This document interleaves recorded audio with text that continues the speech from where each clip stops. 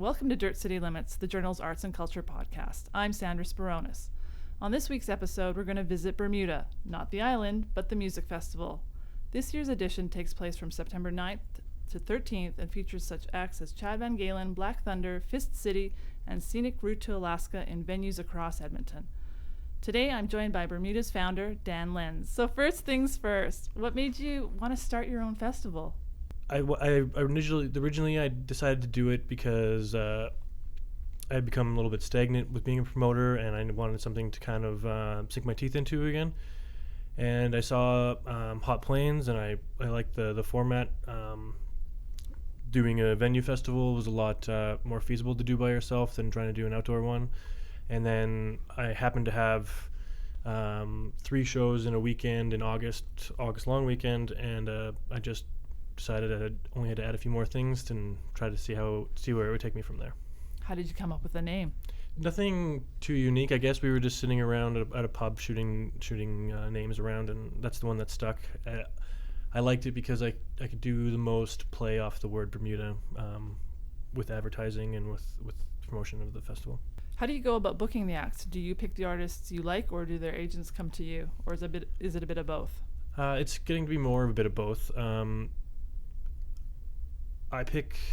Currently there aren't submissions for Bermuda. I just pick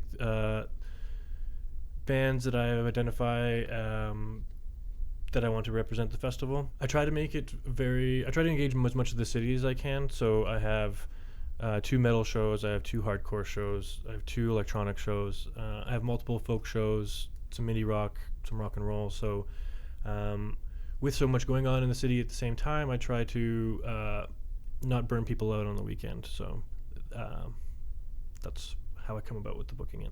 Yeah, but as time goes on, I'm having more agents asked to play the festival, and people are curious where submissions are, so maybe that's something I'll look for in the future. How is this year's Bermuda different from previous editions? With the pawn shop closing, I tried to keep it on white, but for the shows that were slotted to play at pawn shop, there just wasn't another venue on white that could house all of those acts. So I had to spend about 2 weeks trying to rebook the entire festival downtown and tweak the lineup to make it work. But the biggest difference is downtown and there's new venues. So the 3 main venues this year are Denizen Hall, Starlight Room upstairs and down, and Buddy's Nightclub. How do you feel about the competition? You're gonna run into that no matter what weekend you do in Edmonton. It seems like there's at least 2 festivals on any given weekend.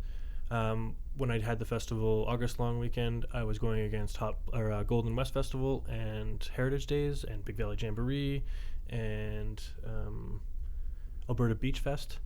So there's a little bit less competition. Both of those festivals are day festivals, though, and Kaleido's very much geared towards families and world music, so I don't think there's a lot of crossover with either. And where can you get tickets for this year's festival?